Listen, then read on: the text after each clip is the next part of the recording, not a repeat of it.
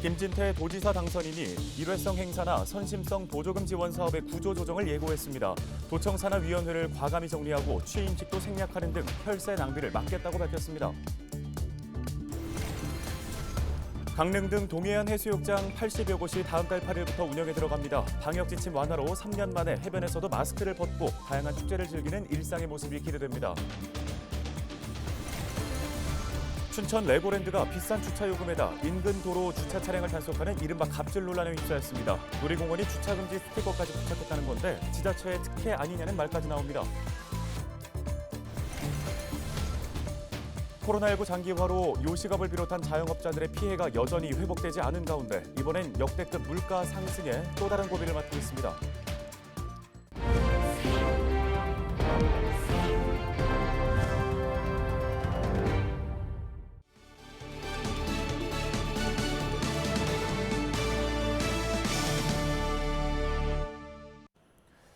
여러분 안녕하십니까? 헬로티비 뉴스 시작합니다. 김진태 강원도지사 당선인이 일회성 행사나 선심성 보조금 지원 사업을 대폭 구조 조정하겠다고 밝혔습니다. 또 강원도청 산하위원회가 방만하게 운영됐다며 대대적인 폐지를 예고했는데요. 김 당선인은 도지사 취임식도 생략하고 도민의 날 행사에 흡수하기로 했습니다. 전소영 기자입니다. 김진태 강원도지사 당선인이 강원도 예산을 겨냥한 대대적인 구조조정을 예고했습니다. 타당성 없는 보조금 지원을 전면 재검토하겠습니다. 사업 타당성이 의문스럽고 목적과 내용, 효과도 불투명하다는 겁니다. 김진태 당선인은 그러면서 문제가 아주 명확한 사업을 대상으로 예산 지원을 당장 중단해도 970억 원 넘는 예산을 줄일 수 있다고 밝혔습니다. 목적이 불분명한 행사에 이런 거액의 보조금을 지급하는 일은 없을 겁니다. 김진태 당선인은 강원도청 산하위원회에 대한 조직 감축 방침도 밝혔습니다. 2010년 93개에서 12년 만에 2배가 늘어난 데다 86개 위원회는 1년간 회의를 한 번도 열지 않거나 한 번 열었다고 지적했습니다. 행사 예산 대폭 삭감과 위원회 축소가 일방적으로 추진되는 것 아니냐는 우려가 나옵니다. 더불어민주당 강원도당은 위원회 축소와 보조금 삭감은 각 사안마다 충분한 검토가 필요하다고 반박했습니다. 김진태 당선인은 이에 대해 위원회가 실제로 일을 하는지 들여다보려 하는 것이라는 입장입니다. 이와 함께 김진태 당선인은 민선 8기 강원도지사 취임식도 생략하겠다고 밝혔습니다. 취임식 하지 않고 7월 8일 날 강원 도민의 날 행사에 거기 가서 우리 도민들께 말씀드리겠습니다. 앞으로 새로운 도전 어떻게 펼칠지. 도지사 취임식부터 축소하며 혈세를 아껴 쓰겠다는 김진태 당선인. 위원회 보조금 재검토로 세고 있는 예산을 절감할 수 있을지 관심이 쏠립니다. 헬로티비 뉴스 전소연입니다. 사회적 거리 두기가 완화되면서 올여름 휴가 기대하고 계신 분들 많으시죠? 강릉과 양양 등 동해안 해수욕장 80여 곳이 다음 달 8일부터 운영에 들어갑니다. 올해는 방역 지침이 완화되면서 코로나19 이전의 일상 회복이 기대되는데요. 해변에서도 마스크를 벗고 다양한 축제를 즐길 수 있다고 합니다. 박건상 기자입니다. 지난해 강릉 경포 해변입니다. 관광객들이 체온 측정 후 마스크를 쓴 채 해수욕장에 들어섭니다. 피서객들은 코로나19 방역을 위해 불편을 감수해야 했습니다. 하지만 사회적 거리 두기가 완화되면서 올여름 해수욕장은 활기를 띨 전망입니다. 야외에선 마스크를 벗을 수 있는 데다 해변에서 음식도 먹을 수 있습니다. 7월 8일 강릉과 양양 지역 해수욕장을 시작으로 강원 동해안 83개 해수욕장이 순차적으로 개장합니다.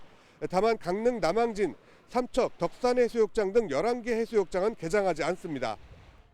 강력한 방역 지침 탓에 어려움을 겪었던 주변 상인들은 벌써부터 기대에 부푼 모습입니다. 아무래도 그렇다 봐야죠. 지금보다는 훨씬 많다고 봐야죠. 나을 것 같아요. 그동안 좀 많이 어려우셨죠? 어렵죠. 힘들었죠. 아무래도. 각 지자체들도 해수욕장 개장 준비에 한창입니다. 동해시는 각종 시설 정비와 함께 안전관리 인력을 추가로 배치했습니다. 망상 해수욕장의 편의 시설을 올해부터 대폭 확충하고 내년부터도 단계적으로 이색적인 해변으로 만들어갈 계획입니다. 휴가철 일상 회복을 알리는 다양한 행사도 마련됩니다. 경포에서는 7월 8일부터 10일까지 맥주 축제가 열리고 동해 망상해수욕장에서는 전국 남녀 비치발리볼 대회가 열립니다. 대규모 관객들이 몰리는 야외 공연도 준비를 마쳤습니다. 망상에서는 7월 29일부터 3일간 힙합 음악 페스티벌이 펼쳐집니다. 힙합 3개 장르 4개 부문 16강전 경연대회와 축하 공연 그리고 지역 청소년 참여 무대, 부대 행사로 진행될 계획입니다. 올여름 동해안 해수욕장을 찾는 피서객은 300만 명에 달할 것으로 전망됩니다. 코로나19라는 긴 터널을 지나온 만큼 일상 회복에 대한 시민들의 기쁨은 그 어느 때보다 클 것으로 보입니다. 헬로티비 뉴스 박건상입니다. 비싼 주차 요금으로 입방아에 오르내리고 있는 레고랜드. 이번엔 갑질 단속 논란에 휩싸였습니다. 지자체도 아닌 놀이공원이 인근 도로에 주차한 차량에 주차 금지 스티커를 붙인 건데요. 문제는 이뿐이 아닙니다. 주민들이 활용해왔던 삼천동 부지까지 레고랜드 측을 위해 활용하기로 하면서 기업 봐주기가 지나치다는 지적이 높습니다. 양진호 기자의 보도입니다. 레고랜드 인근 도로에 주차 금지 스티커가 나뒹굴고 있습니다.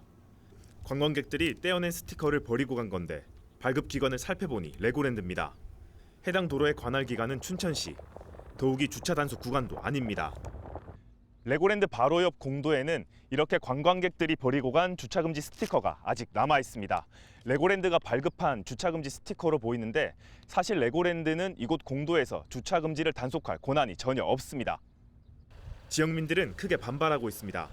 터무니없이 비싼 주차요금 탓에 한적한 주변 도로에 차를 세웠는데 권한도 없는 레고랜드가 갑질을 했다는 겁니다. 레고랜드 주차장 요금은 1시간까진 무료지만 그 이후에는 머문 시간과 상관없이 하루 18,000원의 요금이 일괄적으로 부과됩니다. 별다른 할인 혜택도 없습니다.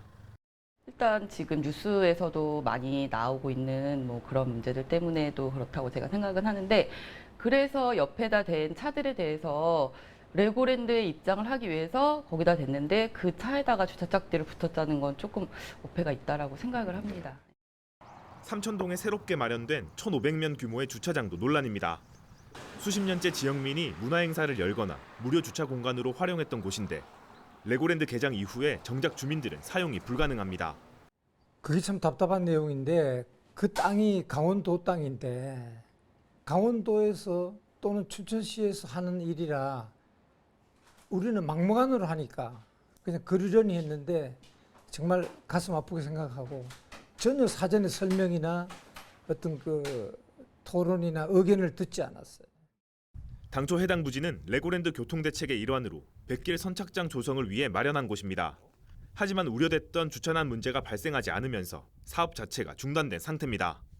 애초에 그 교통 대란 때문에 저희가 작년부터 준비를 하려고 했었던 건데 현재 그 교통 대란이 일어나지가 지금 않아서 사업자 측에서도 인허가를 받거나 법적인 뭔가 행정 절차를 아직 진행은 안 했거든요. 레고랜드 측은 삼천동 주차장의 향후 활용 방안에 대해 주민 의견 수렴에 나서겠다는 입장입니다. 주변 도로에 대한 주차 단속 역시 하지 않겠다고 밝혔습니다. 하지만 주차 요금에 대한 인하 계획이나 지역 주민과의 상생 방안에 대해서는 이렇다 할 계획을 내놓지 않고 있어 향후 논란은 계속될 전망입니다. 헬로티비 뉴스 양진호입니다.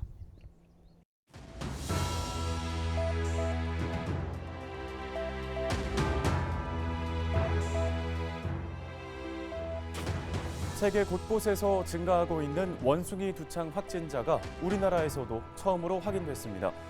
질병관리청은 최근 입국한 한국인 A씨와 외국인 B씨 등 원숭이 두창 의심 환자 2명에 대한 진단검사를 실시한 결과 A씨가 최종 양성으로 확인됐다고 밝혔습니다. A씨는 독일에서 21일 오후 4시에 귀국했는데요. 입국 전인 18일 두통 증상을 시작으로 입국 당시에 미열과 인후통, 무기력증 등의 증상과 수포성 피부 병변도 보였던 것으로 알려졌습니다. 외국인 B씨는 원숭이 두창은 음성 판정을 받았고요. 수두 감염으로 확인됐습니다. 이 원숭이 두창의 치명률은 3에서 6% 수준으로 밀접 접촉을 통해 감염되는 걸로 알려져 있습니다. 때문에 밀접 접촉자는 21일간 격리를 해야 합니다. 정부는 백신과 항바이러스제를 조속히 도입하고 공항 검역을 강화할 방침이라고 밝혔는데요. 코로나19의 긴 터널에서 벗어나는가 싶더니 이제는 원숭이 두창이라는 새로운 터널이 생기는 건 아닌지 경각심을 갖고 지켜봐야겠습니다. 데일리 브리핑이었습니다.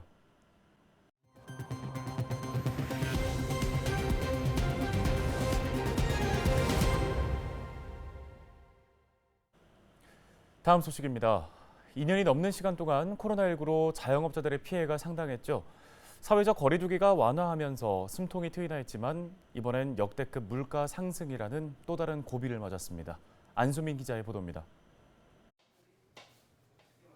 최근 문을 연 반찬 가게입니다. 무섭게 오른 식재료 가격을 고스란히 체감하고 있습니다. 반찬을 만들 때 자주 사용하는 계란 한 판이 8,000원. 1년 전 가격의 2배 수준입니다. 돼지고기와 소고기 등 다른 재료값도 30% 이상 올랐습니다. 인건비와 유류비 등 고정 지출 역시 버겁게 늘어난 상황. 하지만 수지 타산을 맞추자고 음식 가격을 올리기도 쉽지 않습니다. 인건비도 많이 오르고 식자재도 오르고 동시에 거래처 상황들도 다 같이 오르니까 전체적으로 오르는데 저희 같은 경우는 소비자들한테 그렇다고 해서 갑자기 동네 장사였는데 금액을 1,000원만 올려도 사실 되게 거부감이 드는데 그러다 보니까 조심스럽고. 실제 식료품 소비자 물가지수를 보면 지난달 110일을 넘겨 최근 1년 중 최고치를 기록했습니다. 2020년보다 식료품 물가가 11% 올랐다는 뜻입니다. 식재료를 비롯한 물가 상승은 음식값 상승으로 이어지면서 외식 물가 증가율도 큰 폭으로 높아졌습니다. 지난달 외식 물가는 1년 전보다 7.4% 증가했습니다. 24년 2개월 만에 가장 높은 상승률입니다. 올해 하반기에도 물가 상승은 이어질 것이란 예측이 나옵니다. 대외 여건 악화 등으로 높은 물가 상승세가 지속되는 가운데 투자 부진 및 수출 회복세 약화 등 경기 둔화가 우려되는 상황입니다. 대외적으로는 우크라이나 사태 장기화 등으로 글로벌 인플레 압력이 지속 확대되는 가운데 미국의 큰 폭 금리 인상 등 주요국 통화정책 전환 본격 가속화, 공급망 차질 지속 등으로 코로나19에 이어 역대급 물가 상승까지 자영업자들의 시름이 이어지고 있습니다. 헬로티비 뉴스 안수민입니다. 원주에서 싱크홀이 발생했습니다. 지난 22일 오전 11시쯤 원주시 단계동의 한 도로에서 지름과 깊이 각 1m 크기의 집안 치마가 발생한 건데요. 사고 직후 원주시와 경찰은 현장에 통제선을 설치하는 등 안전조치를 완료했습니다. 싱크홀 발생에 따른 차량 빠짐이나 인명피해는 없는 것으로 파악됐습니다. 원주시는 싱크홀 아래 하수관로가 있는 점을 고려해 정확한 원인을 조사하고 있습니다. 양양국제공항을 모기지로 하는 플라이강원이 여름 성수기를 앞두고 국내선 항공편 운항을 확대합니다. 지금까지 양양 제주 노선을 오전 오후 하루 2차례 운항했지만 여름 성수기인 7월과 8월 하루 3차례로 확대 운항합니다. 또 양양 여수 노선도 주 4회 운항하던 것을 6월 말부터는 주 5회로 늘리고 7월 19일부터는 매일 운항하기로 했습니다. 춘천시 선별진료소가 주말과 공휴일에는 오전만 운영됩니다. 춘천시 보건소는 최근 확진자 감소에 따라 선별진료소의 주말, 공휴일 운영 시간을 오전으로 단축한다고 밝혔습니다. 평일은 기존대로 오전 9시부터 오후 5시까지 운영되며 소독 시간은 오전 11시 30분부터 오후 1시까지입니다. 최근 춘천 내 코로나19 확진자 발생은 하루 50명에서 60명 규모로 크게 줄었습니다. 인제군 원통체육문화센터 야외 어린이 물놀이장이 다음 달 개장합니다. 물놀이장은 7월 1일부터 8월 21일까지 45일간 오전 10시부터 오후 5시까지 운영되며 매주 월요일은 휴관입니다. 물놀이장에는 놀이대와 분수, 워터슈터 등 야외 놀이시설이 마련됐는데요. 인제군은 이용자의 안전을 위해 전문 안전관리요원 4명을 배치하고 운영기간 월 2회 수질검사와 자체 수시검사를 실시할 계획입니다. 헬로티비 뉴스가 오늘 준비한 소식은 여기까지입니다. 함께해 주신 여러분 고맙습니다.